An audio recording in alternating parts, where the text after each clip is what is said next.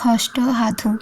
ককা শুনাই আজি দেখোন তই সাধু শুনিবলৈ অহা নাই নাতি পঢ়াশালীৰ পাঠ পঢ়িবলৈ অলপমান বাকী আছে আৰু 10 মিনিট মানৰ মূৰত হৈ যাব ককা বাৰু শেষ কৰি আহ লৰালৰি কৰিব নালাগে ইয়াৰ ভিতৰতে মই তামোলখন খুন্দনাটোত ভলকৈ খুন্দি লওঁ 10 মিনিট মানৰ পিছত তাৰ পৰা শেষ কৰি নাতিয়ে ওচৰ চাপি আহিলত ককাকে আৰম্ভ কৰিলে তিনিজন ডেকা পণ্ডিত উজনিৰ ফালৰ তিনিজন ডেকাই নৱদ্বীপত পঢ়ি পণ্ডিত হৈ ঘৰলৈ উভতি আহিছিল বাটে বাটে আহি থাকোঁতে তেওঁলোকে এদিন মহৰ খোজ এটা দেখা পালে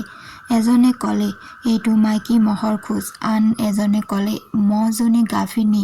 তৃতীয়জনে মাত লগালে মহজনীয়ে এইমাত্ৰ মতা পোৱালি এটা প্ৰসৱ কৰিছে তেওঁলোকৰ কথা সঁচা নে মিছা জানিবৰ নিমিত্তে তিনিওজনে মহৰ খোজে খোজে গৈ মহজনী পাই দেখিলে যে সকলো সঁচা এই মহজনী এজন ৰজাৰ 3 দিন মানৰ আগৰে পৰা মহজনী হেৰাইছিল ৰজাই মহ বিচাৰিবৰ নিমিত্তে কেইটামান মানুহ পঠাই দিছিল মানুহকেইটাই বিচাৰি আহি হেৰুৱা মহজনী আঁতৰৰ পৰা দেখি তাইৰ ওচৰ চাপিল আৰু 3জন মানুহে মহজনী বেৰি থকা দেখি মহে সৈতে তেওঁলোকক চোৰ বুলি ধৰি লৈ সিহঁতে মহজনী খুঁটিত বান্ধি তেওঁলোক তিনিওকো মহ চোৰ বুলি ৰজাৰ আগত দিলেগৈ ৰজাই সোধপোছ নোহোৱাকৈয়ে তেওঁলোকক বন্দীশালত থবলৈ আদেশ দিলে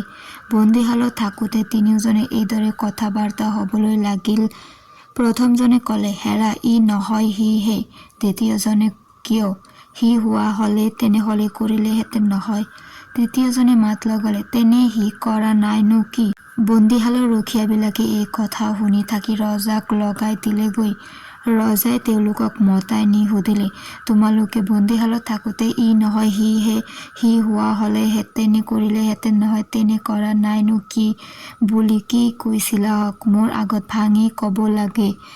নহ'লে তোমালোকৰ মূৰ কটা যাব ৰজাৰ এনেকুৱা কথা শুনি তেওঁবিলাকে ভাবিলে আমি এনেও মৰিম তেনেও মৰিম হেন জানি সকলো কথা ভাঙি কোৱাই যাওক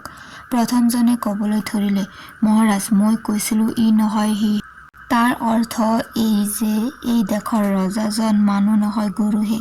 দ্বিতীয়জনে ক'লে মহাৰাজ মই কৈছিলোঁ বোলো সি হোৱা হ'লে তেনে কৰিলেহেঁতেন নহয় অৰ্থাৎ গৰু হোৱা হ'লে ঘাঁহ খালেহেঁতেন তৃতীয়জনে ক'লে মহাৰাজ মই কৈছিলোঁ যে তেনে কৰা নাইনো কি তাৰ অৰ্থ এই যে ঘাঁহ খোৱা নাইনো কি ইয়াকে কৈ তিনিওজনে মনে মনে থাকিল ৰজাই আকৌ সুধিলে তোমালোকেনো কি বাবে মোক গৰু পাতিছিলা তাৰ সজ উত্তৰ দিব পাৰিলে তোমালোকৰ প্ৰাণ ৰক্ষা পৰিব নহ'লে তিনিও কটা যাব হওক প্ৰথমজনে ক'বলৈ ধৰিলে মহাৰাজ আমি তিনিওটি বামুণৰ ল'ৰা ভাৰতীৰ নৱদ্বীপত কেইবাবছৰো নানান সংস্কৃত শাস্ত্ৰ পঢ়ি পণ্ডিত হৈ আহিছোঁ হওক বাটত আহি থাকোঁতে কালি ৰাতিপুৱা এটা মহৰ খোজ দেখি মই ক'লোঁ এইটো এজনী মাইকী মহৰ খোজ দ্বিতীয়জনলৈ আঙুলিয়াই এওঁ ক'লে মহজনী গাভিনী তৃতীয়জনলৈ আঙুলিয়াই এওঁ ক'লে মহজনীয়ে এইমাত্ৰ মতা পোৱালি এটা প্ৰসৱ কৰিছে পাছে মহাৰাজ আমাৰ বিদ্যা বুদ্ধিৰ পৰিচয় ল'বৰ নিমিত্তে মহৰ খোজে খোজে তিনিও গৈ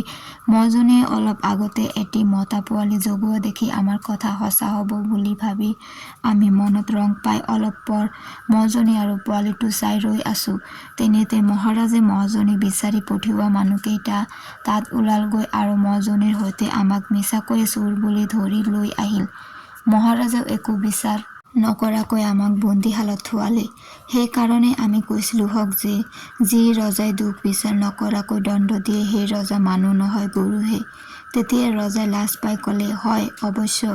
এইটো মোৰ অবিচাৰ হৈছিল মই এতিয়াৰ পৰা সোধপোছ নোহোৱাকৈ কেতিয়াও দণ্ড নিদিওঁ